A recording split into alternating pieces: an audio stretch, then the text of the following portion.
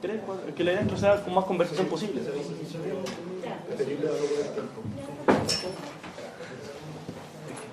Hola a todos. Hola a todos, muchas gracias a los que vinieron al foro. Muy difícil venir acá a final de año, acá a este evento. Sabemos que muchos están con pruebas, así que se agradece demasiado a los que vinieron.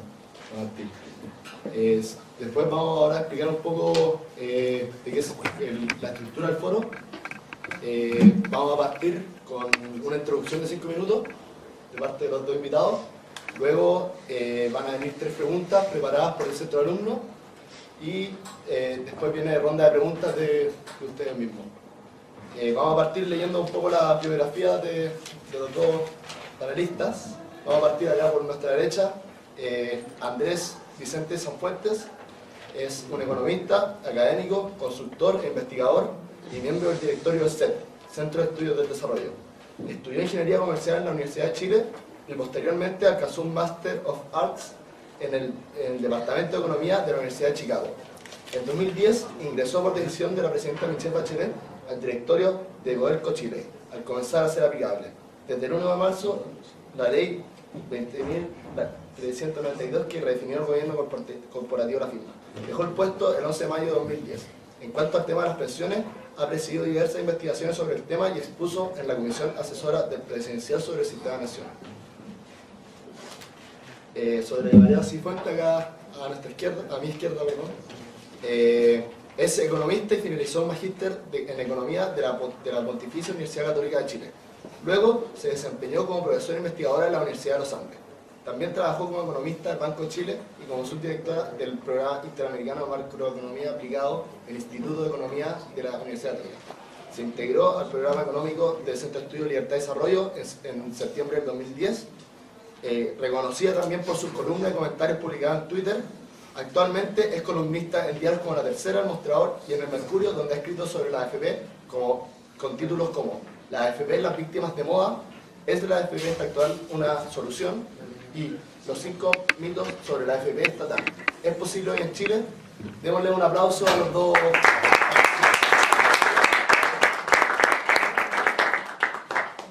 Un poco explicar la tesis es en búsqueda del mejor modelo sobre la AFP. Bueno, acá a la derecha mía está el señor Sanfuentes, que está en contra del modelo AFP como única solución. Y a mi izquierda está Cecilia Cifuentes, que está a favor totalmente del modelo AFP. Bueno, damos paso a una introducción de parte de los dos invitados. Mujeres primero.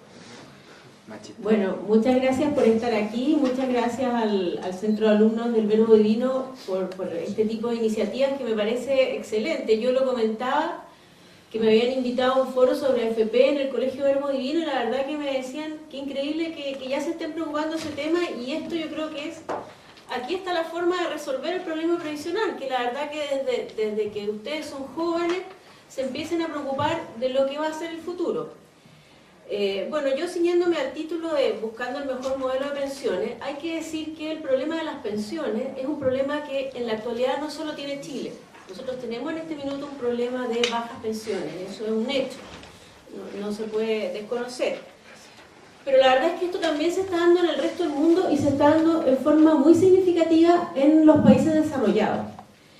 Y la causa principal del problema es una muy buena noticia, que es que la verdad que hemos logrado en el mundo aumentar fuertemente la expectativa de vida y las condiciones de vida en la vejez. O sea, vivimos más. Y en esta cosa positiva Chile ha sido especialmente exitoso. La expectativa de vida ha aumentado en Chile más de lo que ha aumentado en los países desarrollados. Y para decirlo con un ejemplo, desde que se creó el actual sistema en el año 81, la expectativa de sobrevida de los hombres, o sea, cuántos años más van a tener que financiar con pensiones, son 6 años más, y de las mujeres son 7. En ese periodo que no es tan largo, ese éxito hemos logrado en términos de vivir más, pero obviamente vivir tiene un costo, ¿ya? Y esto es como súper de sentido común, alguien tiene que pagarlo. Esto no va a salir de un milagro, no va a salir de los árboles, alguien tiene que pagar ese costo y lo que busca el sistema de pensiones es cómo se paga ese periodo. Y yo creo que lo que salta a la vista es que si la expectativa de vida ha aumentado, la expectativa de sobrevida ha aumentado de 6 o 7 años, mientras la edad de jubilación sigue exactamente la misma, ahí tenemos un problema, ¿ya? Entonces, esto obviamente nos habla de que si vamos a vivir más, perfecto, pero lo razonable es que también trabajemos más tiempo. Y la verdad que esto no tiene tampoco por qué ser mirado como algo negativo. Mantenerse activo está demostrado que es favorable para la calidad de vida también. Obviamente a lo mejor en condiciones distintas, y no con la misma carga de trabajo, y no en la misma forma, y a lo mejor no en el mismo tipo de trabajo, y lo que nos habla sí es que necesitamos políticas laborales para adultos mayores en el fondo, pero propender hacia postergar la jubilación yo creo que es algo bueno y no algo malo si se hace en buena forma. Ahora, en lo básico, ¿cómo se financia las pensiones? Y en general existen en el mundo dos sistemas, o que los que están trabajando paguen a través de un impuesto las pensiones de los jubilados, que es el sistema de reparto en lo esencial, o un sistema como el que tenemos en Chile, en que cada persona, de acuerdo a su nivel de ingresos, ahorra durante toda su vida para financiar su pensión. Cada uno de estos sistemas tiene ventajas y desventajas. Ahora, a mi juicio, el sistema de reparto tiene muchas más desventajas que el sistema de capitalización. Obviamente, ninguno es perfecto, ¿ya? El sistema de reparto que se creó en Alemania después de la Segunda Guerra Mundial se creó cuando las expectativas de vida eran 61 años y la gente jubilaba a los 60. O sea, había que financiar un año. Entonces, eso es muy fácil en el fondo. Y cuando uno tiene una población, una población joven, una demografía favorable, obviamente el sistema de reparto funciona bien, porque hay muchos activos para financiar a pocos pasivos. Esa no es la realidad de Chile actual, y menos va a ser la realidad en algunos años más. O sea, Chile tiene un envejecimiento de la población rapidísimo y una caída en la tasa de natalidad más acentuada de lo que se ve incluso en países desarrollados. Por lo tanto, el sistema de reparto nos tendría en una situación a veces peor que la que está en muchos países desarrollados. Los dos sistemas se ven afectados por este aumento en la expectativa de vida, eso es verdad. En el sistema de capitalización son más años y en este también, pero el sistema de reparto se ve además afectado por la caída de la tasa de natalidad, porque eso significa que hay menos activos para financiar a los pasivos. El sistema de capitalización no tiene ese problema y en ese sentido tiene ahí una ventaja. A mí tampoco me gusta el sistema de reparto, a pesar de que a alguna gente esto le parece positivo. Me parece que es un sistema paternalista, en que viene el Estado y le dice a las personas: yo me voy a ocupar, usted solamente págueme, esto no es problema suyo, es problema mío. Y yo le hago una promesa: si usted, obviamente cotiza, porque hay que cotizar, si usted cotiza 10 años o 15 años, yo le voy a pagar tal. Bueno, es una promesa que hace el Estado, que la persona no se involucra, le genera algunos incentivos perversos a lo mejor, de después cumplir el periodo de cotización, buscarse la forma de cotizar lo menos posible, pero la persona no se hace cargo de su decisión en el fondo. Es una promesa que además lo que estamos viendo en los países desarrollados es que no se cumple, porque todos los países europeos han tenido que, o la gran mayoría, subir edades de jubilación y bajar beneficios, porque no dan los recursos, los activos no dan. Este sistema de ahorro tiene, bueno, dijimos el problema que se ve afectado por el envejecimiento de la población, pero genera ahorro y eso es favorable al crecimiento económico, y es mucho lo que ha hecho el sistema de capitalización en Chile para favorecer el ahorro. Convierte a los trabajadores en capitalistas, o sea, aquí estamos siendo fieles a Piketty, que dice que el capital tiene un retorno más alto que el crecimiento económico, por lo tanto el capital se ve beneficiado. Bueno, si los trabajadores son capitalistas, captan ese beneficio y genera los incentivos correctos. Bueno, me quedan dos ideas muy cortitas. Ahora, ¿cuál es el problema que tienen ambos sistemas y que tenemos en Chile, que es prácticamente la razón de los trabajadores informales, que no están en ninguno de los dos sistemas? O sea, igual tendríamos el problema con el reparto porque no cumplirían los requisitos, los trabajadores desempleados, los trabajadores que tienen lagunas, y esto que es un tema que está mucho más relacionado con el mercado laboral, con la informalidad, con problemas de pobreza y vulnerabilidad, requiere un pilar solidario que Chile lo tiene. O sea, requiere que de todas maneras, entre los impuestos de todos nosotros, financiemos a esas personas que ni siquiera logran acceder al mercado formal. Y por último, para terminar, aquí no hay un sistema perfecto, y lo que hay que hacer es que alguien tiene que pagar estas pensiones. A mí me parece que lo más eficiente es que las personas que pueden hacerlo y trabajan y tienen ingresos se responsabilicen de su pensión. Eso genera responsabilidad individual, preocupación por mis propios problemas, no se los endoso a un tercero porque genera incentivos complejos.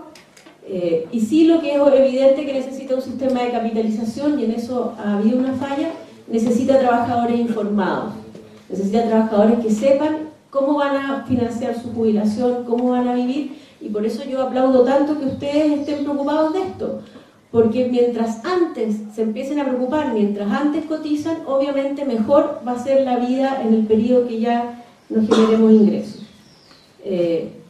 Y aquí, bueno, este es un colegio de hombres, pero el problema previsional tiene mucha cara de mujer. O sea, es mucho más seria la situación de las mujeres porque jubilan antes, trabajan menos.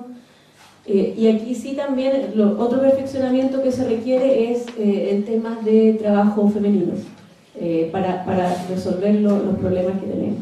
Gracias. Muchas gracias. Ahora va a asumir el cargo de moderador José Luis Rebolledo, alguien que se maneja más en el tema, si quiere que venga. Gracias.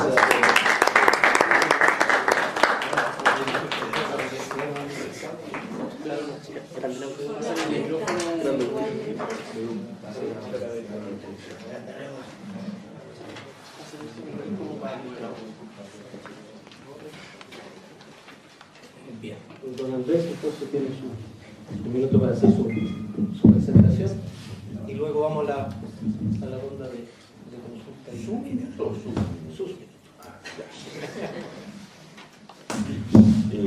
Bueno, yo quiero partir por agradecer la invitación. Para mí especialmente grato estar en este lugar, incluso por circunstancias familiares. Entonces estoy especialmente agradecido de que me hayan invitado y quiero felicitarlos por estar con este tipo de temas. Por lo que me informaron antes, ustedes están eligiendo temas que son importantes. Me extraña, eso sí, y igual que lo que te pasa a ti es que me eligió este tema, pues este es un tema de los viejos. Y que le preocupa a los viejos, sí. Igual los estudiosos, igual los especialistas, ese tipo de viejos. Pero el que no hace imposiciones en su juventud y en sus primeros años de vida laboral, no va a tener una buena pensión. Así que es importante. Quiero partir diciendo que yo no estoy en contra del sistema de AFP.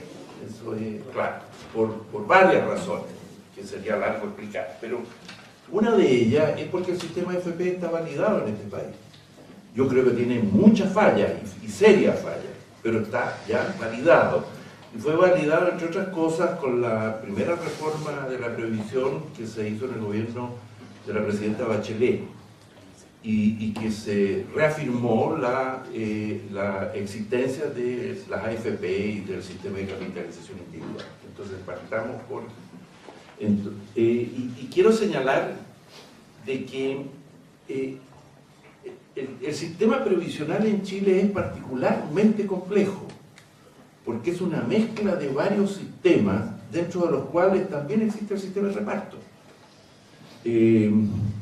El ejemplo más característico es que tenemos nosotros los herederos del sistema de reparto, que no son, es una cantidad bastante grande de gente. Hay 700.000 pensionados del antiguo sistema de reparto, que son los que están recibiendo pensiones del Instituto de Previsión Social. Partamos por eso. Y por el otro lado, el sistema de AFP tiene casi 1 millón de pensionados. O sea, ya tenemos dos grupos de personas que son, diría yo, bastante cuantiosos. Y si incluimos acá ahora el pilar solidario, que es otro de los componentes de nuestro sistema previsional, muestra un sistema bastante complejo. Y para echarle más pelo a la sopa, pensemos nosotros el sistema de las Fuerzas Armadas y Carabineros, que es un sistema de reparto hasta hoy día. y que incluye no solo los activos, sino que también los pensionados. O sea, subsisten todavía subsistemas, por decirlo así, de una manera. Y también existen los trabajadores del sector público que no entraron en la afiliación obligatoria que estableció la reforma. Entonces estamos en presencia de un sistema que es particularmente complejo. Y por lo tanto, plantear ideas simples y sencillas no es nada de fácil. Aún así, nosotros, yo diría como característica central hoy día, por varias razones, estamos en una situación donde los pensionados reflejan insatisfacción respecto a las pensiones que están recibiendo. Las pensiones son bastante bajas. La pensión promedio que estaban recibiendo este año, hace pocos meses, los pensionados de la AFP eran de 195.000 pesos al mes. Y los pensionados del Instituto de Previsión Social, o sea, los antiguos, era casi lo mismo, 190.000 pesos al mes. Ustedes comprenden, por una remuneración, un ingreso de ese tipo, no es para andar boyante y con una vejez muy feliz.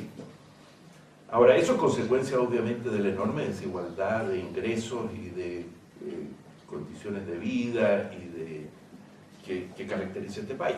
Es la consecuencia de la desigualdad general del país, que se traduce en las remuneraciones, en los ingresos, en el acceso a las prestaciones sociales y muchos otros elementos. Y por lo tanto, es conveniente mirar por qué hemos llegado a eso. O sea, por qué tenemos estos niveles tan bajos de pensiones.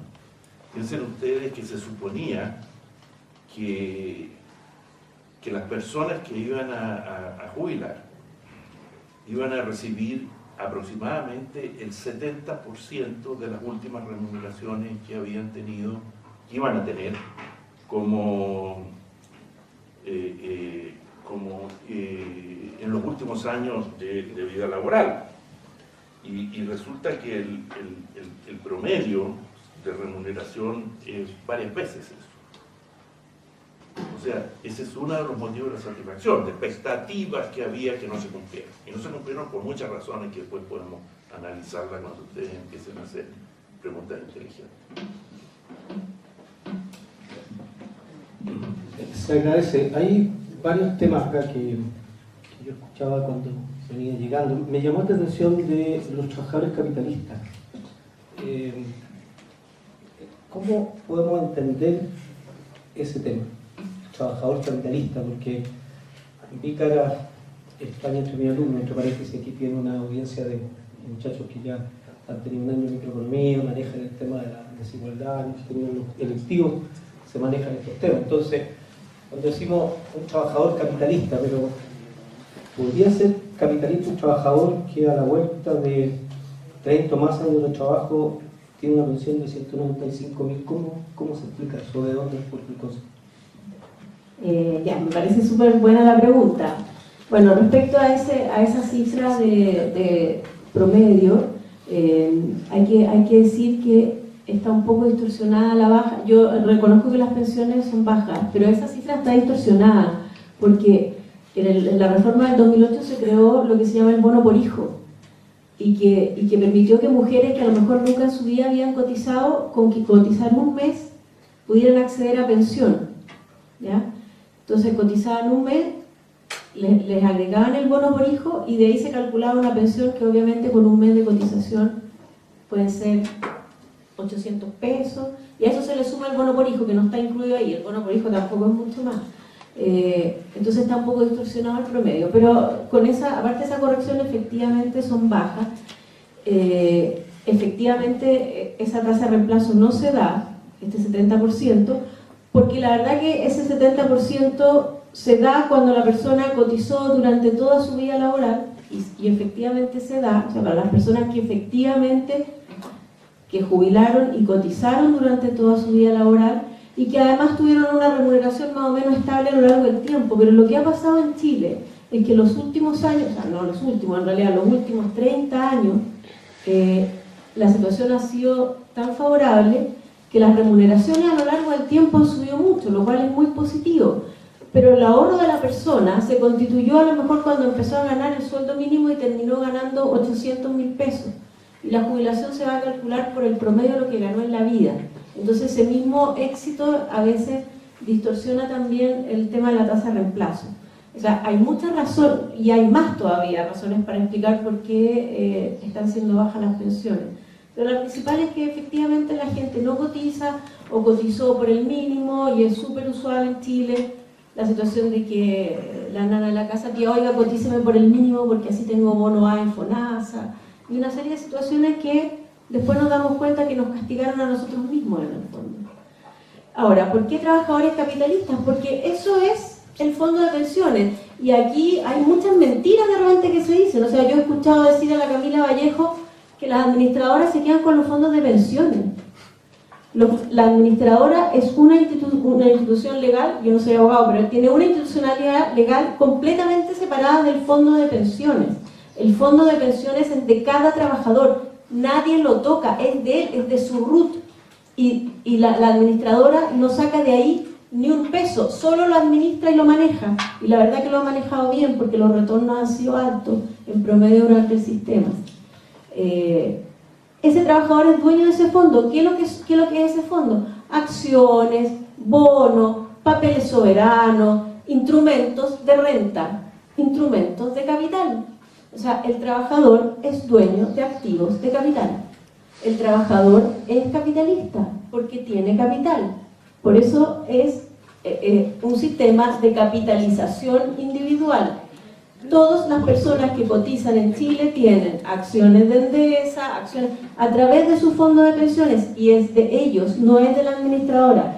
No ha habido hasta ahora nunca un fraude en el sistema.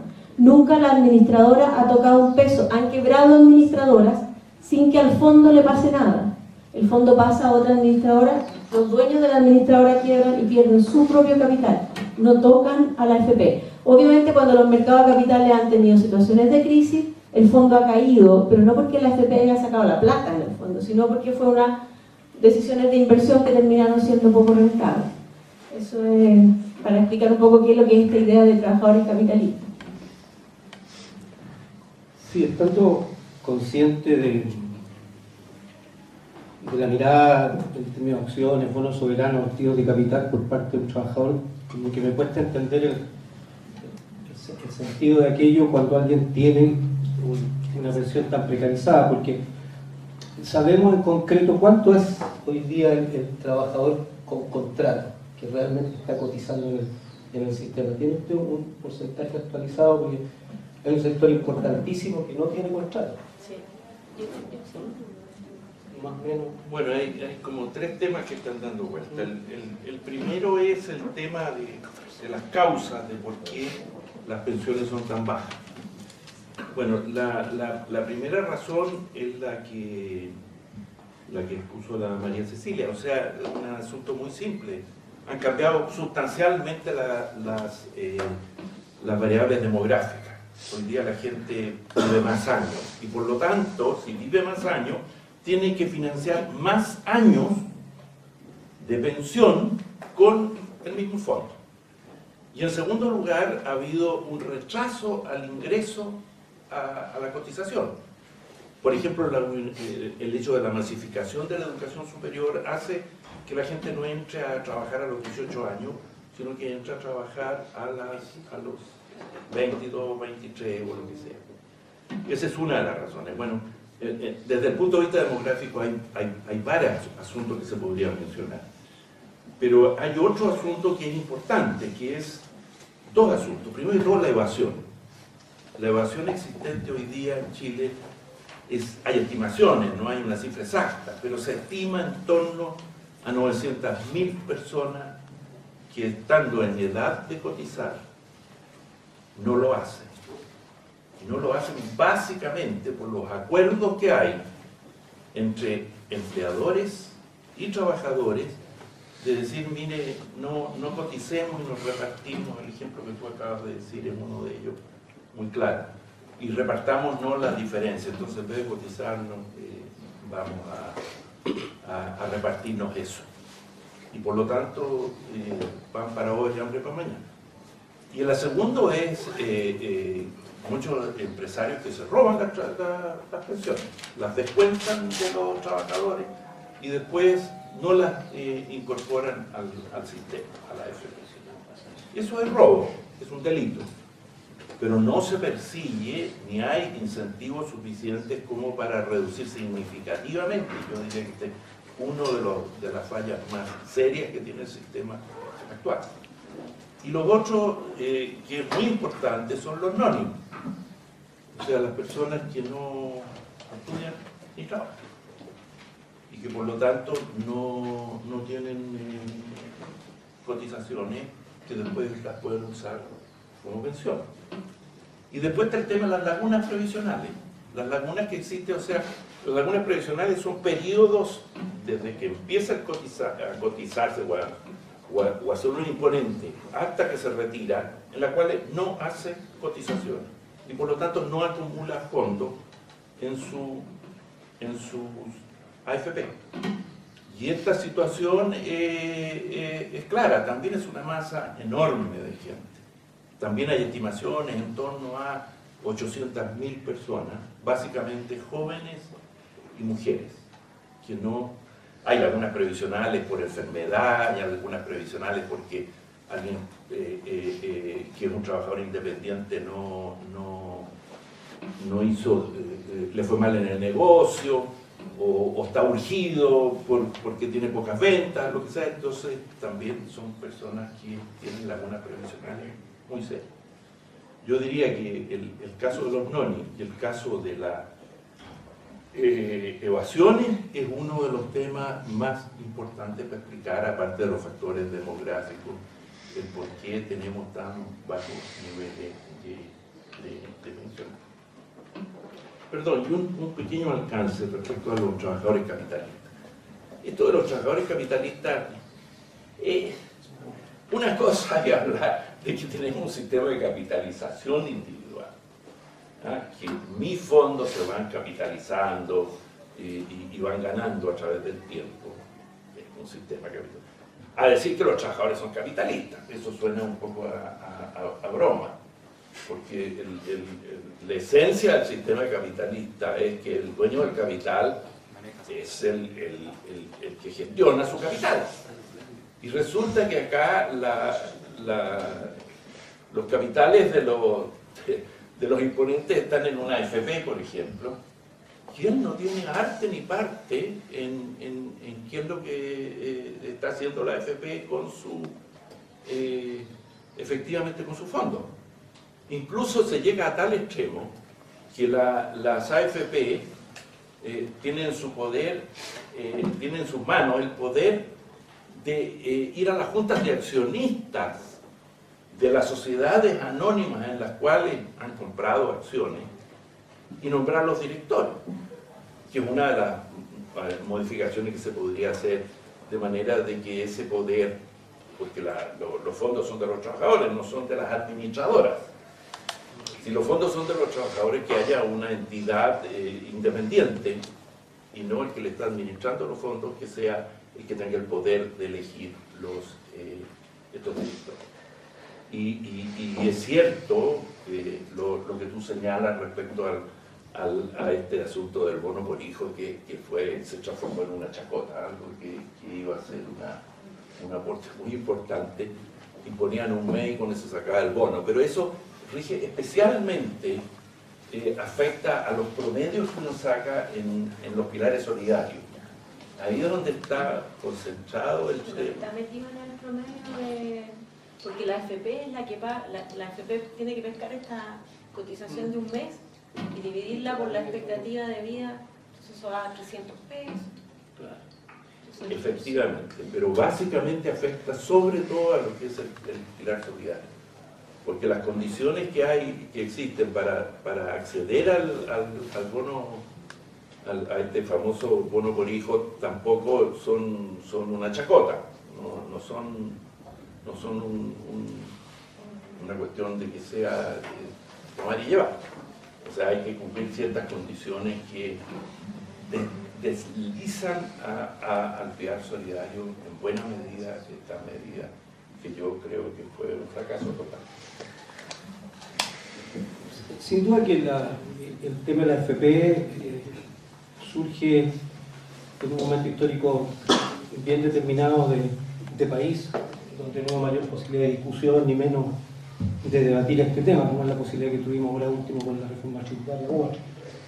Quizás si las condiciones del país hubieran sido otras, las FP habrían tenido menos distorsión. Les pregunto esto porque la alta precariedad del empleo chileno, por un lado, la subcontratación, por otro, que es una realidad concreta, no hace de repente el sistema de AFP genera mayor distorsión.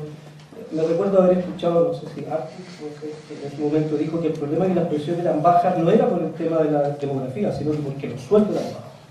¿Qué piensa de eso? Bueno, evidentemente con sueldos bajos, el sistema lo que hace es tomar el 10% del sueldo por el que uno impone y eso va formando el fondo. Entonces, si el sueldo es bajo, obviamente la pensión va a ser también baja. Ahora, en ese aspecto se ha mejorado, pero efectivamente, y en eso yo comparto, yo creo que los desafíos del sistema, que se llaman desafíos del sistema previsional, tienen mucho más que ver con desafíos del mercado laboral. Porque las personas que tenemos la suerte de haber tenido siempre un empleo formal, con cotizaciones, sin elusión, sin evasión, cotizando por el total, y aquí hay un tope imponible, ¿ya? Y hay mucha gente de ingresos muy altos, hablemos de un gerente, que cotizó por el tope imponible, que son alrededor de 75 UF al mes, y puede ganar, no sé, 5 millones al mes, 8 millones al mes, pero cotizó por el tope imponible. Evidentemente que su jubilación va a ser por ese tope que cotizó. Entonces, obviamente, aquí hay un tema que tiene que ver con gente que no ahorró lo suficiente. ¿Y por qué no ahorra? Porque prefirió el consumo presente en vez del consumo futuro, el caso que hablaba Andrés de las personas que no cotizan, y que aquí también hay gente que no cotiza que es de alto ingreso, no solo de bajo ingreso, por ejemplo los médicos que son independientes. Entonces tiene que ver con que logremos que los trabajadores tengan una condición de trabajador formal, con leyes sociales, con cotizaciones, y muchas veces tenemos políticas sociales que nos llevan en la dirección contraria. O sea, efectivamente, ¿por qué pasa esto? Que se ponen de acuerdo, lo que decía Andrés, entre el empleador y el trabajador para no cotizar. Porque tenemos una política social que hace que al trabajador le convenga eso, porque tiene el bono de FONASA mejor, porque tiene acceso al bono de no sé qué, al bono marzo, al bono invierno, al bono... Entonces tenemos diseñada una política social que perjudica a la política de pensiones. Y no son problemas de la política de pensiones, son problemas que están en otro lado. Y en ese sentido aquí hay muchos desafíos respecto al mercado laboral. Ahora, una nota de optimismo. Lo que estamos viendo ahora de realidad de pensiones, estos promedios tan bajos, distorsionados, no, igual son bajos, responden a una realidad laboral de hace 30 años atrás, 40 años atrás, en que la informalidad y las lagunas y el pololo en vez del trabajo era mucho más extendida, la formalidad ha aumentado mucho. O sea, la situación que van a tener los futuros pensionados va a ser mejor porque vamos a tener un país que laboralmente es mejor. Sí, con el inconveniente que estos pensionados de ahora tuvieron acceso a retornos que no se van a producir a futuro. Un dato, por ejemplo, el fondo de pensiones, que es esta plata que yo les digo que es de todos los trabajadores, son alrededor de 165.000 millones de dólares que están ahí y son de los trabajadores. De esa plata, el 70% es retorno, es lo que han conseguido las administradoras manejando la plata, y solo el 30% son los aportes que han hecho los trabajadores. O sea, el sistema le ha respondido a los trabajadores, pero le ha respondido a los que han cotizado. Eso es. Yo sigo pensando, por su lado, la pregunta de que para ahorrar, ¿quiénes ahorran? ¿qué pueden hacer, verdad? Correcto. Entonces, la pregunta que voy yo, ¿no sería un desafío también de futuro una mejora en los niveles de ingresos, sobre todo en aquellos sectores donde su ahorro va a influir tanto en su futura pensión? Pienso, por ejemplo, en los profesores. Hoy día tenemos profesores que están jubilando en el sistema con menos del promedio que se acaba de plantear. O sea, si ya 195 es poco, pero hay profesores que están jubilando con 140, 120. Hay una realidad de los colegios subvencionados donde no le cotizan a los profesores. En fin, hay una serie de irregularidades del mercado que a mí sí me parecería ser un desafío como para mejorar, o sea, coincidiendo en que la AFP, o sea, que el modelo que se instala tiene su lado también positivo.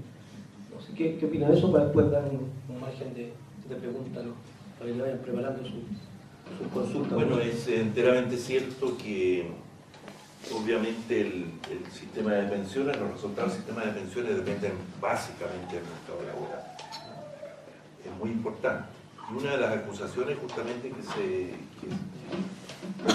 se hacen al sistema de AFP es que no tiene elementos de solidaridad. O sea, aquí es el individualismo puro. Yo impongo y yo tengo una pensión de acuerdo a lo que yo impongo. Es así. Y así está definido. Y el elemento de solidaridad está en otro lado. Está en el pilar solidario, como dice, que es el sistema que se ha diseñado para otorgar pensiones a quienes tienen niveles de ingresos muy bajos. Por lo tanto, tendrían acceso a pensiones extremadamente bajas. Ese es el pilar distributivo que tiene el sistema. Entonces, si uno quiere mejorar la situación, obviamente, de los sectores de más bajos, de los pensionados de más bajos ingresos, tiene que hacer aportes significativos al pilar solidario. O sea, allá debe canalizar fondos importantes el Estado, y no a la educación universitaria gratuita para todos. O sea, yo creo que esto es prioritario. O como conversábamos con algunos antes de empezar esta conversación, hay niveles como es el caso de la educación preescolar, donde hay una injusticia y una insuficiencia notable, y ahí debieran canalizarse preferentemente recursos, y no tanto a la educación superior.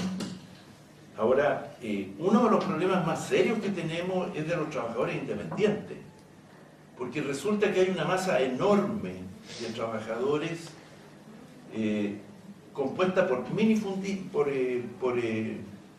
microempresarios, por básicamente también trabajadores por cuenta propia, o sea, gente que no es un trabajador dependiente, que no cotizan, o porque son muy pobres, o porque siempre están con problemas de caja, porque no tienen capital de trabajo en el caso de los microempresarios. El hecho es que siempre están postergando las cotizaciones. Y aquí hay un mundo que es el más complejo de todo, primero que todo porque es heterogéneo, o sea, son distintas realidades, no son todos iguales, y por lo tanto es muy difícil aplicarle una política única. Y en segundo lugar, porque se trató en la reforma anterior, se trató de establecer un estímulo para que cotizaran estos trabajadores independientes, y no caminó. Tanto es así que este año se iba a establecer la cotización obligatoria para los trabajadores independientes y fue postergada un año más. Me imagino que estará esperando el gobierno que le brille algunas ideas a la comisión asesora a que proponga algo que no haya fracasado. Pero este es un problema central. La gente que no cotiza, y que no es porque le roben las imposiciones o pues de acuerdo con el empleador, sino que porque son pequeños empresarios, microempresarios, básicamente, o trabajadores independientes que no tienen patrón. Y este es un tema muy central. ¿Qué les parece que vamos a una primera pregunta? No, pregunto así mejor. ¿Qué les parece a ustedes dos que las AFP estén totalmente ligadas al mercado mismo? Porque, poniendo un ejemplo, en 2008 hubo una baja muy grande y finalmente se está jugando con la plata de pensionados que durante toda su vida después van a obtener muy poco. ¿Qué les parece que esté totalmente sostenida mediante el mercado? Y lo segundo, la opción de una AFP estatal, un poco complementando la pregunta misma. Si es que es posible hacerla, si es que es conveniente, y cómo se sostendría esta? ¿Tendría que competir con las mismas del mercado o habría otro sistema?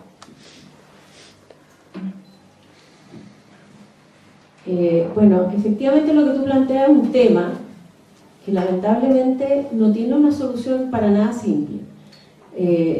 Si uno tiene un sistema que lo que hace es pescar tus ahorros e invertirlos en distintos instrumentos, lo que uno puede hacer es buscar instrumentos de menor riesgo, pero que tienen menor retorno. Entonces hay que buscar una combinación adecuada en el fondo, y por eso lo que hay es este sistema que tienen las FP de estos multifondos, en que hay del A al más riesgoso, al E que es el menos riesgoso, y que por lo tanto en situaciones de crisis se ve menos afectado.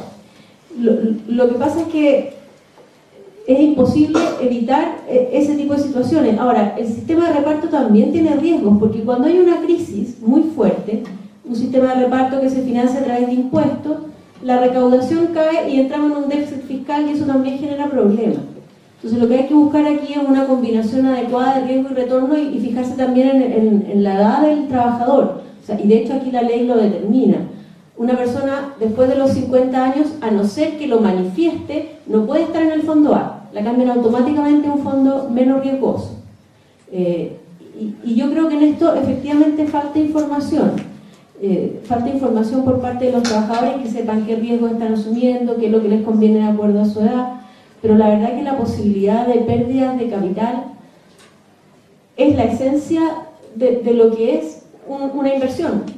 Las inversiones siempre tienen riesgo y retorno, y los que son empresarios lo saben en el fondo, y al final lo que uno hace con esto es decirle: usted ahorre, pero el ahorro no hay, o sea, uno podría decir: pongámosle un seguro estatal, ya, ok. ¿Y cómo se financia el seguro estatal? Bueno, con impuestos. Bueno, entonces lo estás pagando igual.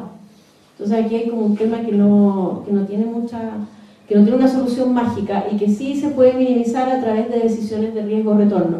Respecto a la AFP estatal, bueno, nosotros en Libertad y Desarrollo somos contrarios a la idea de la AFP estatal, y básicamente por una cosa muy simple: tiene costos, porque hay que armar la AFP estatal, hay que crear una red de oficinas, el gasto fiscal que tiene otros usos alternativos, la AFP tiene que tener capital, puede costar alrededor de unos 500 millones de dólares que podrían ser utilizados en otra cosa, y el beneficio que tiene, la verdad que yo no lo veo.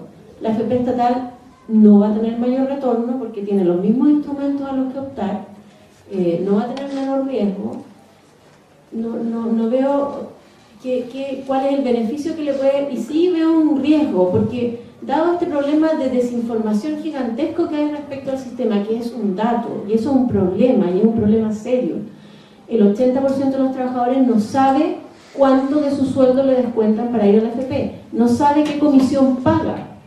Las comisiones son bien diferenciadas, hay AFP barata y AFP cara, y la gente no sabe cuánto paga. Y no estamos hablando de poca plata, hay veces que puede ser la diferencia entre poder hacer un asado el fin de semana o no hacerlo, y los trabajadores no lo saben. Entonces, en base a esa información se crea una AFP estatal, y muchos trabajadores pueden decir: listo, con esto resolví mi problema de pensión, yo me voy a ir a la AFP estatal. Se va a la AFP estatal y resulta que la AFP estatal puede pasar perfectamente que sea la menos rentable del sistema, o que caiga el fondo, le puede pasar, o que la persona jubile y se da cuenta que jubiló igual que si hubiera jubilado en otra AFP. Esa persona puede sentirse estafada, y eso puede generar un problema después, más adelante. Aparte de los riesgos que después a los políticos se les ocurra que la AFP estatal tiene acumulado un pozo de 10.000 millones de dólares, y por qué no financiamos con eso vivienda social, y por qué no financiamos con eso hospitales, proyectos políticamente muy rentables, pero que para esos trabajadores no son la mejor alternativa para financiar su pensión. Entonces, desde ese punto de vista, nosotros somos contrarios básicamente porque vemos que tiene costos, tiene riesgos, y yo honestamente no le veo ni un beneficio claro. Gracias. Mira, respecto a la primera pregunta que hicieron, los fondos de pensiones de la AFP han tenido pérdidas solamente un año y fue bastante pequeño, justamente por los factores que tú mencionabas de poder manejarse también en situaciones no de crisis, sino que de bajón económico, poder modificarse desde renta variable a renta fija. Entonces, tienen alguna posibilidad de atenuar. Ahora, también es posible crear una especie de fondo, pero habría que estudiarlo bastante bien, para resolver el problema de gente que se le aconseja, mire, no jubile ahora porque su fondo acaba de perder plata y va a recuperarse después. No se jubila ahora, pero la gente dice, bueno, tengo que jubilarme porque tengo tales y tales problemas. Entonces, buscar algunos recursos que existen para poder financiar una especie de fondo de estabilización para casos específicos. Está el llamado Fondo de Estabilización de las Pensiones, que es un fondo estatal que existe en moneda extranjera, y que las estimaciones que se han hecho muestran que van a pasar muchos años antes que se pueda hacer uso, y que se podría hacer un uso antes de ese. Esa es una alternativa. Por lo tanto, los ciclos económicos no afectan como otras variables económicas con la misma fuerza. Respecto a la AFP estatal, yo diría que uno de los avances más significativos que se produjo con la anterior reforma, en el gobierno anterior de Bachelet, fue establecer un poco más de competencia entre las AFP, porque una de las críticas que se hace a la AFP es que partieron siendo numerosas, alrededor de 12, y hoy día estábamos prácticamente en 6.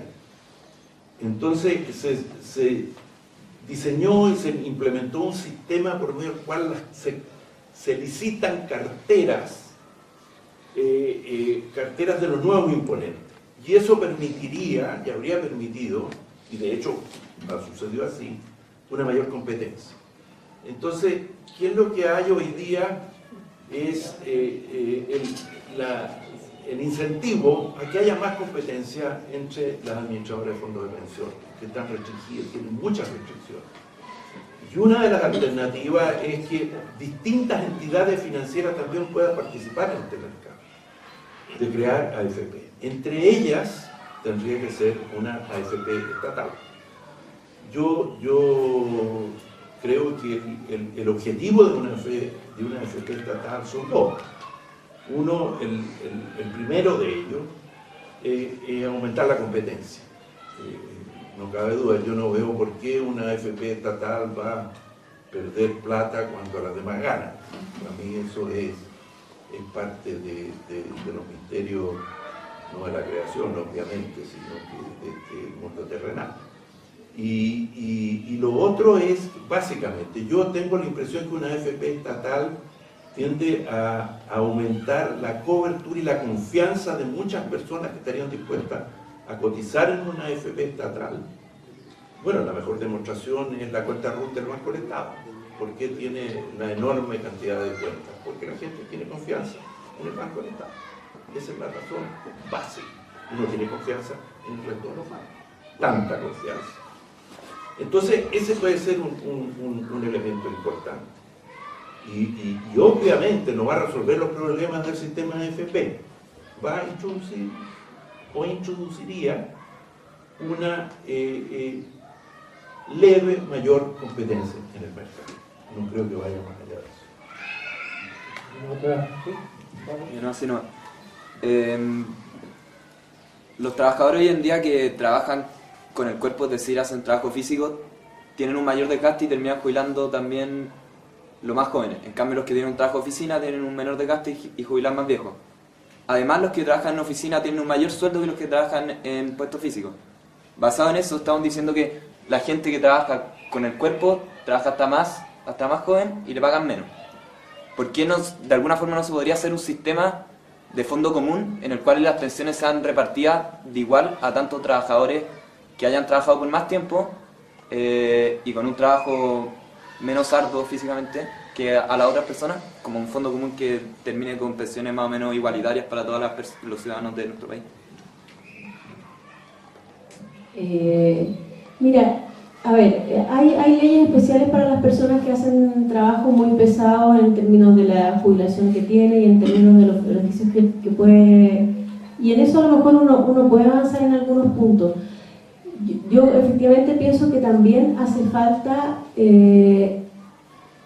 algunas modificaciones de la legislación laboral chilena de tal forma de permitir que adultos mayores puedan, a lo mejor esa persona que estuvo en trabajo pesado puede seguir trabajando en otro tipo de trabajo, en otras condiciones, y de esa forma tratar de prolongar su vida activa. Ahora, el elemento solidario del sistema está ya incorporado en el pilar solidario, y lo que uno puede discutir es hasta qué punto avanzamos en ese pilar solidario, y avanzar en el pilar solidario tiene un costo fiscal en el fondo. O sea, son más recursos fiscales.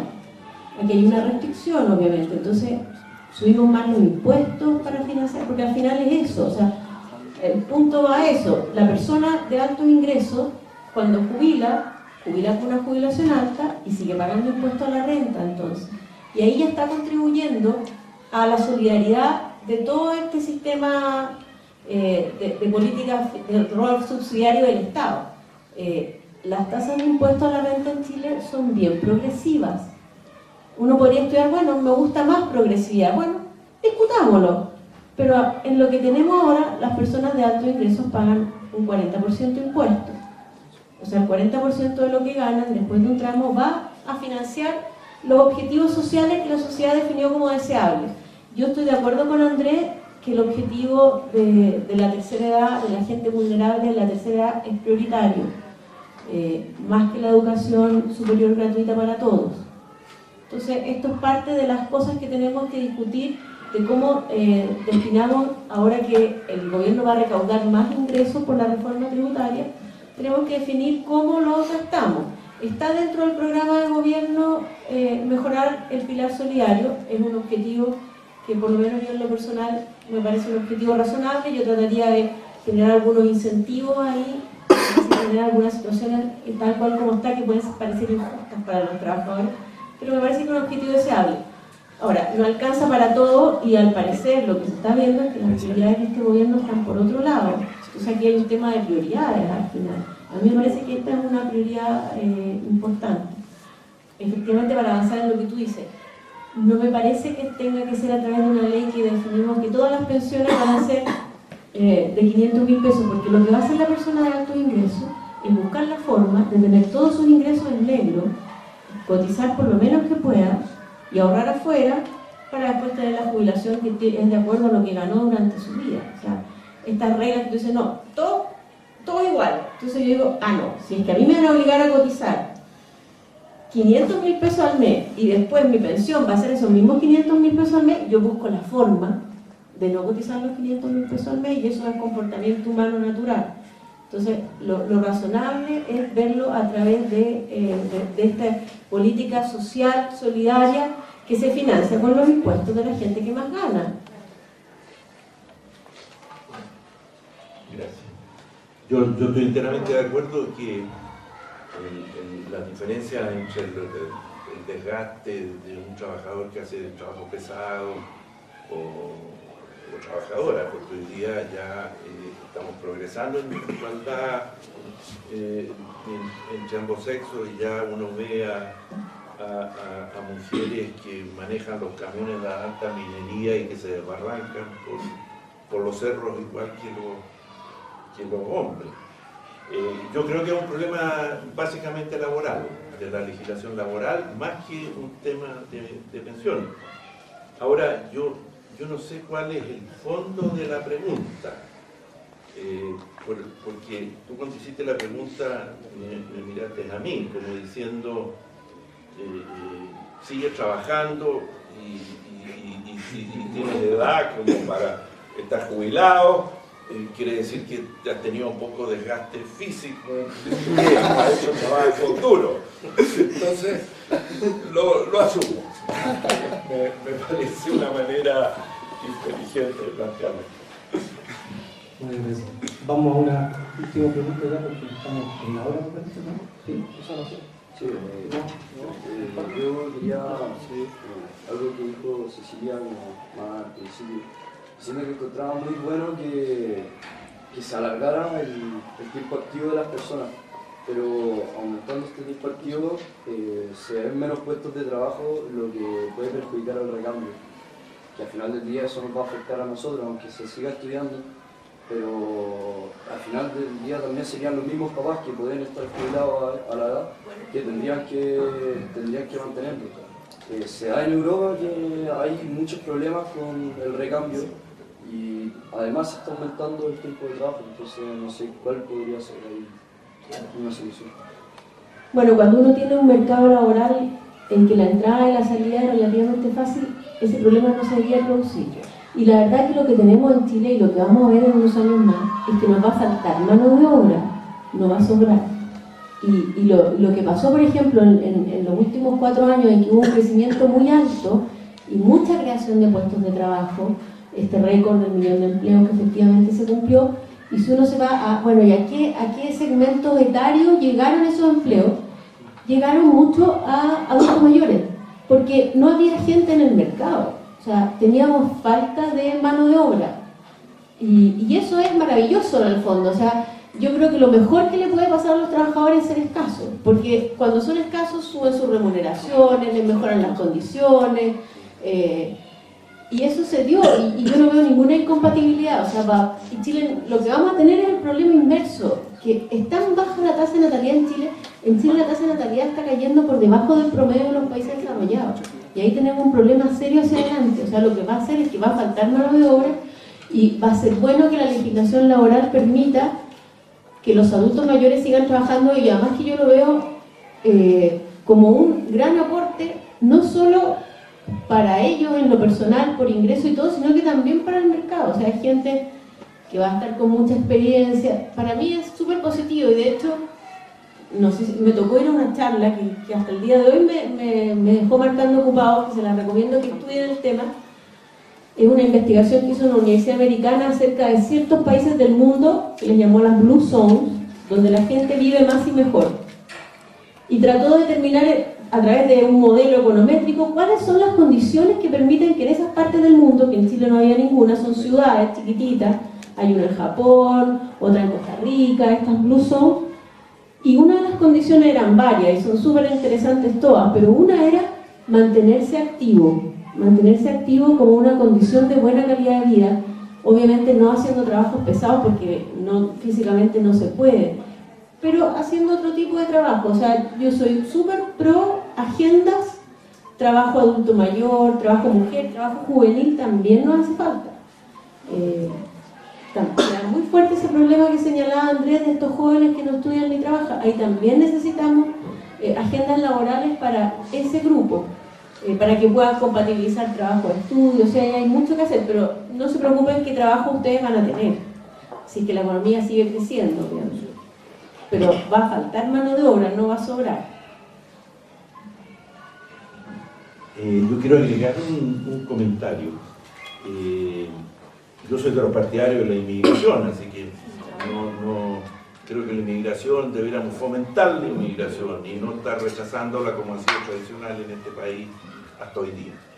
Y por lo tanto se está ajustando la necesidad de mano de obra, especialmente de baja, también de alta calificación, de ambos tipos de mano de obra, con inmigración. Ahora, respecto hay 2 temas que vale la pena hacer un pequeño comentario. Uno es la prolongación de la vida. ¿Cuál es la solución para eso? Si uno lee los informes de la comisión que está preparando el asunto, es extender las edades de jubilación.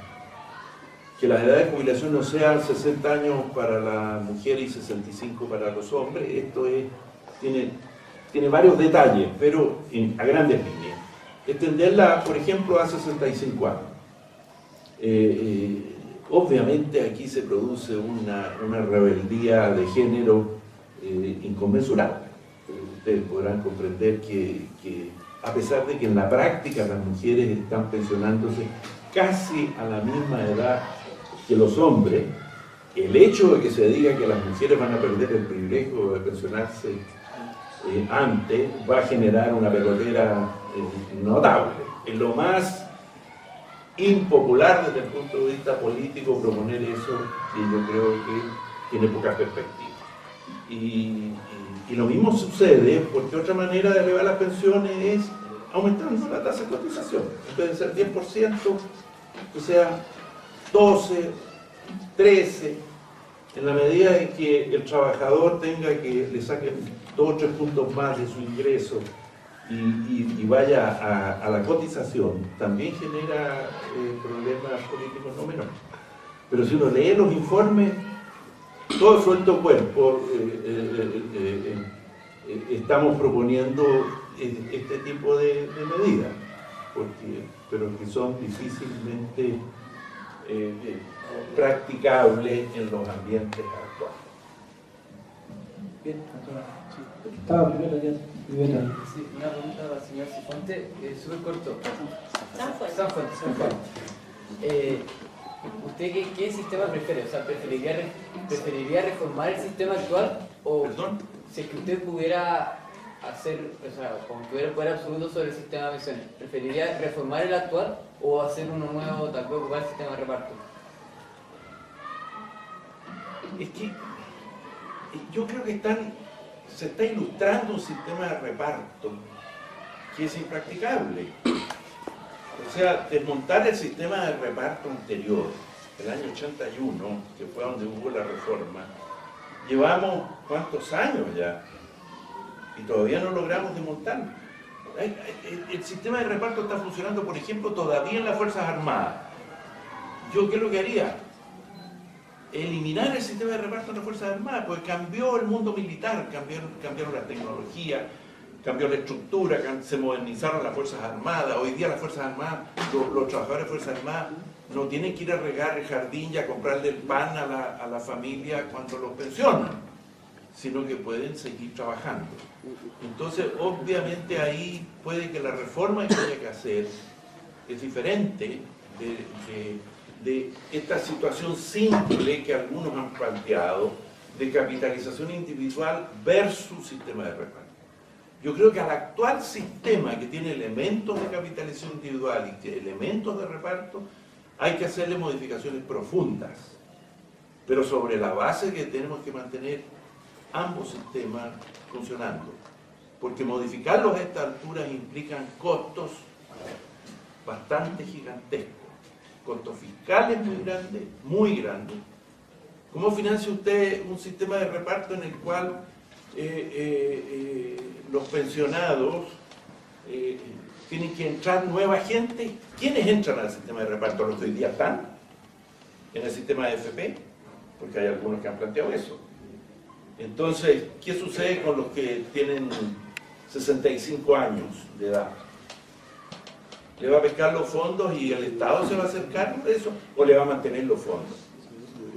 O sea, tiene una cantidad de complejidades pasar de un sistema de capitalización individual a un sistema de reparto que yo pienso que es completamente infactible desde muchos puntos de vista. Creo que es más compleja la discusión, más compleja la reforma que hay que hacer. Me pregunté un poco así, pero la voy a replantear. Yo estaba leyendo antes una columna del economista Gonzalo Cid, que de alguna forma, parafraseándolo, él postulaba que Chile lleva ya 32 años con 32 años con este sistema AFP, y muy pocos países se nos han como unido, se han sumado a esta iniciativa, que de hecho el 95% de los países del mundo tienen un sistema de reparto, y la mayoría, o casi todos los países desarrollados también tienen un sistema de reparto. Entonces mi pregunta iba a ¿por qué en Chile, de alguna forma, el 80 se hizo este cambio? Si es que por lo que yo he investigado no había un descontento general y no estábamos tan mal con las pensiones, cuando hoy en día sí está todo este descontento. Hay fundaciones como Senda que hacen varias, de alguna forma, como manifestaciones en contra del sistema, y se puede ver toda la desconfianza que hay de los trabajadores de la AFP y como ha ido en picada de alguna forma el prestigio de esta en el último tiempo? Mira, casi te diría las gracias por esa pregunta, porque a mí me ha llamado la atención. Bueno, a Gonzalo sí no lo conozco mucho, pero sí conozco harto a Andrea Repeto, que planteó algo en esa línea.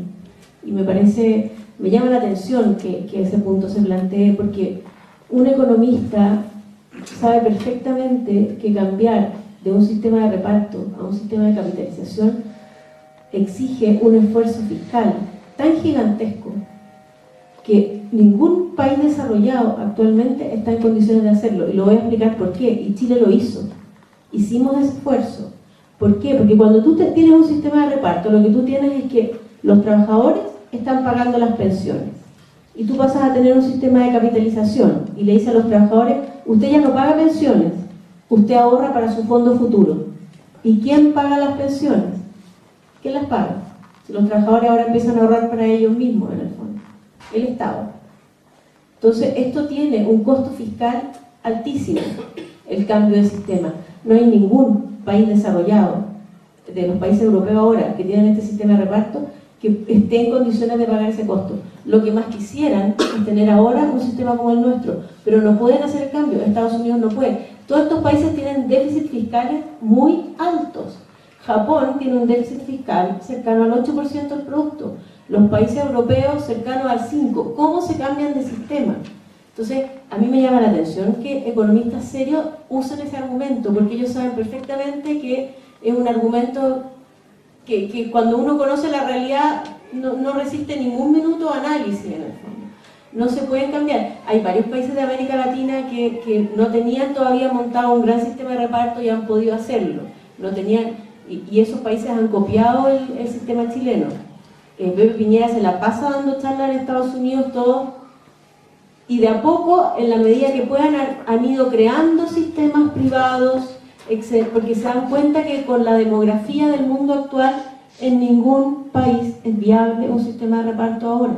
En ningún país. Porque si tú tienes, y al final vamos a llegar a una relación, y Chile va a llegar luego a esa relación, de 2 trabajadores activos por un pasivo, por el envejecimiento de la población. O sea, entre 2 trabajadores van a tener que pagarle la jubilación a un trabajador. Si suponemos, para simplificar el ejemplo, que todos ganan lo mismo, ¿cuánto tendría que poner los trabajadores activos para financiar la jubilación? Para hacer un 50% de su sueldo. 50%. Para que el sistema esté financiado. Eso es inviable. O sea, el sistema de reparto es inviable.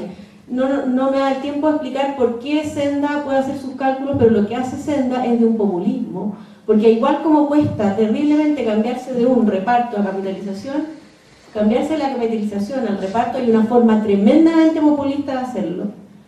Que la pagan ustedes, porque puede favorecer mucho a los jubilados actuales a costa de los jubilados futuros que son ustedes en el fondo.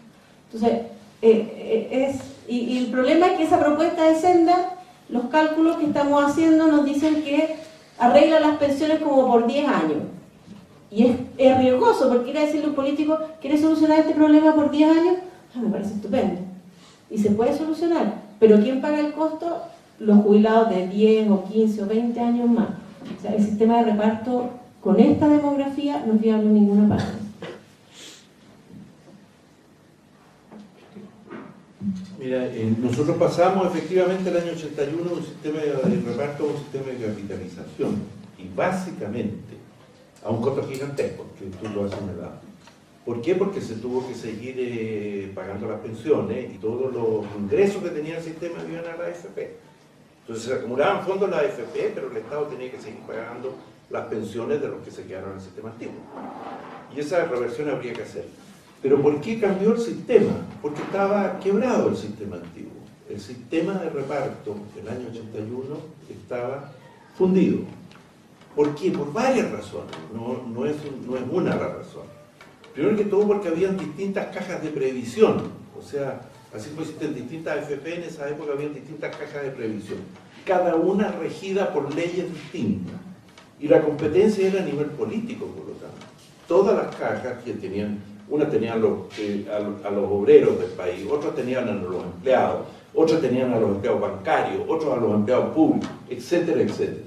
Y entonces si una de las cajas obtenía un beneficio, la otra trataba de replicarlo y conseguía padrinos para poder modificar la ley cuando los parlamentarios tenían derecho a iniciativa en materias económicas, que después de la reforma del gobierno de Eduardo Frei Montalva se suprimió afortunadamente. Lo segundo es porque la inflación se lo había comido al sistema. Las inflaciones de esa época eran inflaciones brutales. Y entonces estamos hablando de inflaciones de 30%, 35% o más en algunos años. Y no había unidad de fomento. Entonces, los fondos que se habían recibido, y las pensiones, como no había reajustabilidad de las pensiones, cada vez eran menores. Entonces se iban desapareciendo. Esos son algunos de los elementos que llevaron. No voy a hacer una larga exposición sobre eso, pero algunos de los elementos que hicieron que el sistema de reparto en ese entonces estuviera absolutamente colapsado. Sí, hablando un poco como joven de manera utópica, sin tener altos grados de economía, ¿no será como súper de sentido común que, entendiendo todo lo que trae el sistema capitalista, toda esa como, calidad de vida que se puede generar, por lo menos después de los 70 o 65 años, que la gente pueda tener como una igualdad sin tener tanta clase, y que la gente pueda ir súper como parecido, sin tantas diferencias a los 75 años sobre calidad de vida estamos hablando? ¿No sería eso algo que se podría esperar o que se podría hacer en algún modelo?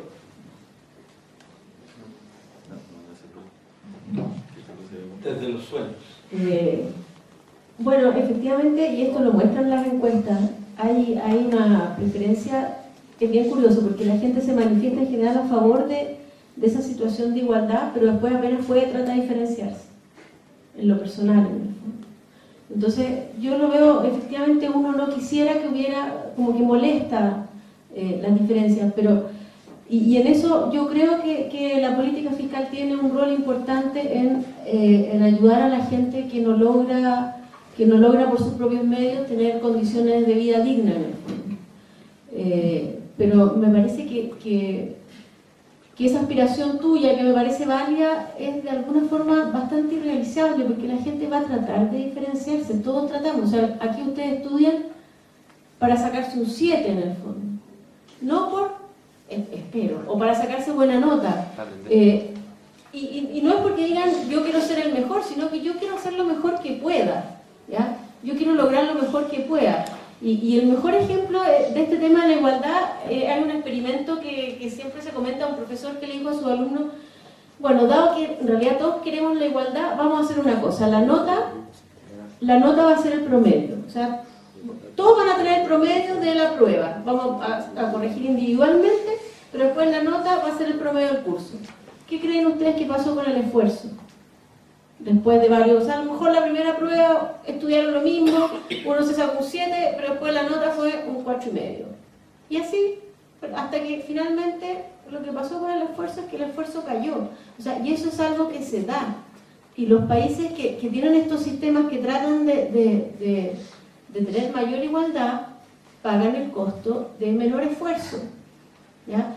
Hay menor esfuerzo si no hay premio al esfuerzo, en el fondo. Entonces, elijamos. Pero si no hay premio al esfuerzo en Chile, el país va a crecer menos, en el fondo. Entonces, en ese sentido, hay que, a pesar de que todos tenemos esta aspiración de como vivir iguales, hay que como que sacarle la derivada y decir, bueno, ¿y qué pasa si es que yo me puedo esforzar cualquier cantidad durante mi vida activa, pero sé que voy a llegar a viejo y voy a vivir como el promedio? Me van a quitar todo lo que... ¿ya? Pero obviamente eso va a afectar el esfuerzo. Yo no estoy haciendo un juicio de valor, porque esto me pasa mucho en Twitter. Yo realmente pongo este tipo de comentarios, entonces hay gente que piensa que, está hablando a favor. No, yo no estoy haciendo un juicio de valor con esto, no es lo que a uno le gusta o no, es lo que efectivamente pasa en el comportamiento de las personas cuando los premios al esfuerzo no existen, en el fondo. Y yo lo veo como mamá con mi hijo, y veo como estudiante y les digo, ya, ¿quieres el computador de regalo de Navidad? Bueno, si quieres un computador, vamos a ver cómo son las notas de las pruebas semestrales. Y el efecto es importante, porque ahí se esfuerzan cualquier cantidad en el fondo. Y eso es de la naturaleza humana. Yo por eso veo que esta aspiración de igualdad de repente choca un poco con lo que es nuestra propia naturaleza. Bueno, yo me alegro porque me había asombrado que hasta este momento alguien no hablara de utopía. Y me alegro de que hayan mencionado la palabra incluso, porque uno tiene que vivir de las utopías. Ahora, yo no sé si la utopía debe ser la igualdad o debe ser la equidad, que son dos conceptos distintos. A mí me gusta la equidad, sobre todo en un país que se caracteriza por la injusticia, por el abuso, por la desigualdad, por la concentración, por la concentración especialmente del poder, etcétera, etcétera. Y por eso me parece que no se te olvide de tu utopía, porque las utopías son las que mueven a los seres humanos.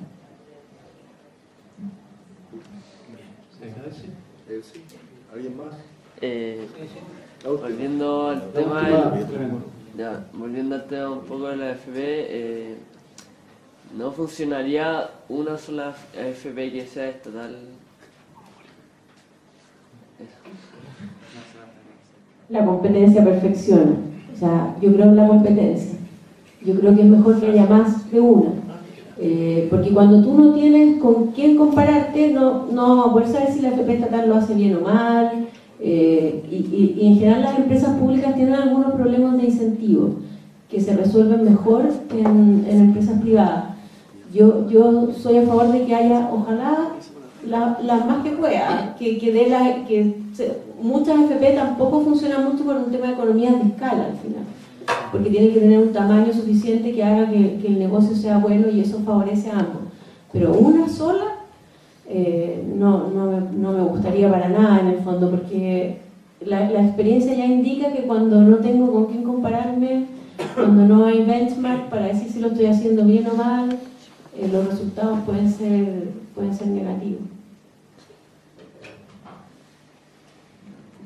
Mira, yo tengo la impresión que para que un sistema de reparto funcione tiene que haber una sola entidad que haga funcionar el sistema de reparto.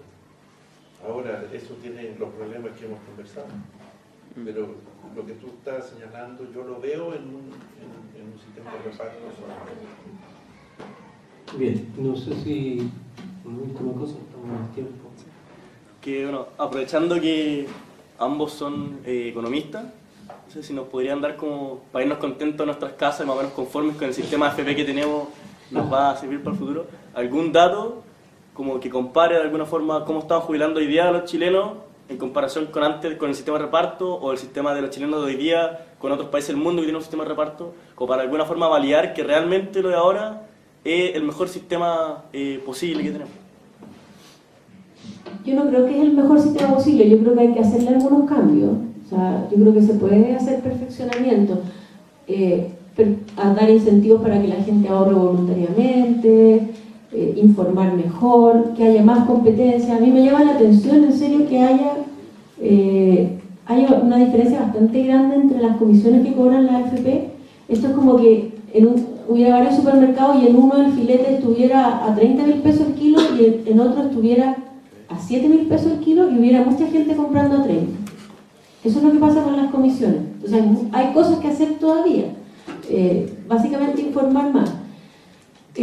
Yo la tranquilidad que les doy a ustedes es que ustedes van a trabajar en un país mucho mejor que el que trabajó la gente que hoy está jubilando. Un país más desarrollado, un país más igualitario. El Gini puede estar igual que antes, pero hay cosas que definitivamente han mejorado en temas de cómo sentimos a las personas, en temas que pasaban hace 30 años de discriminación y cosas que yo creo que ahora no se dan. Entonces va a ser un mejor país, un mercado laboral mejor, con más gente. Por ejemplo, la gente que está jubilando ahora con buenas pensiones, bueno, es del reducido, muy reducido número de personas que lograba acceder a la universidad hace 30 años atrás. Hoy día accede a la universidad mucha gente que va a tener mejores remuneraciones, en el fondo, más pareja.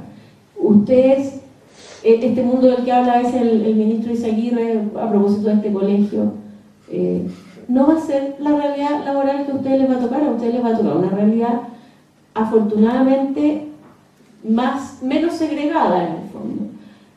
Porque cuando el ministro Izaguirre entró a la universidad, efectivamente eran muy pocos los jóvenes de bajo ingreso que entraron a la universidad, y ahora son muchos. Tenemos que preocuparnos de la calidad de las universidades que estudian, obviamente, pero son muchos. O sea, a ustedes les va a tocar un mercado laboral más parejo, y yo, no tanto por lo que está haciendo este gobierno, que en general no lo comparto, pero estoy bastante convencida que la desigualdad en Chile va a ir cayendo en los próximos años gracias a el gran aumento que ha habido, no a lo mejor en calidad de educación, pero sí en acceso a la educación. En eso hemos mejorado mucho en los últimos 30 años, y esos resultados se van a empezar a ver, no todavía, en algunos años más, y la situación que a ustedes les va a tocar va a ser mejor que la que vivimos Andrés y la que he vivido yo.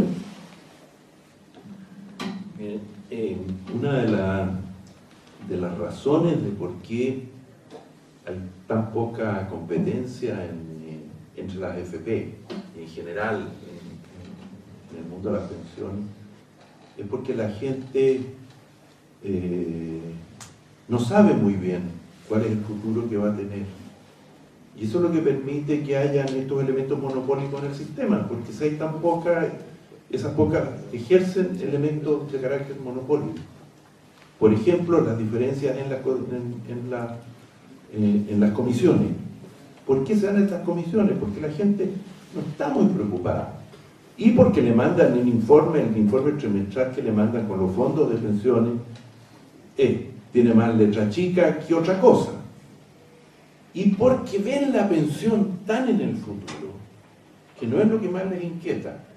Si ustedes hacen una encuesta, ¿quiénes son los peor calificados dentro de los distintos mercados? La farmacia. Bueno, obviamente, porque las farmacias han dado muestras ostensibles de contubernio entre ellas y de operar sin competencia. Hoy día se agregaron los pollos. O sea, estamos hablando de mercados no competitivos. Y después de la farmacia vienen las ISAPRES. ¿Por qué las ISAPRES y no las FP son las más cuestionadas? Porque al ISAPRE, el que necesita servicio de salud, tiene que estar en permanente contacto con un ISAPRE. Y reclama porque ve el abuso del ISAPRE una vez al mes, una vez cada 6 meses, pero en periodos bastante cortos. Con la AFP es recibir un informe bastante poco claro. Hagan ustedes el ejercicio. Díganle al familiar, a la mamá, al papá o a otro pariente, que les muestre el informe trimestral que les mandó, claro, la cartola, y que se lo explique. Hagan ese test. Y ahí van a darse cuenta ustedes El 70% ni los abre. Sí, es bien increíble. Bueno, yo quisiera en primer lugar felicitar una vez a los alumnos. Creo que estas iniciativas son tremendamente positivas. Ustedes las hagan y darle las gracias a ambos por su tiempo, por la disponibilidad, por la forma tan clara de exponer un tema que sin duda para estos jóvenes más o menos se va, no estos jubilados con 40 años más, por lo menos. Así que les queda bien como es muy posible. Así que agradezco. Muchas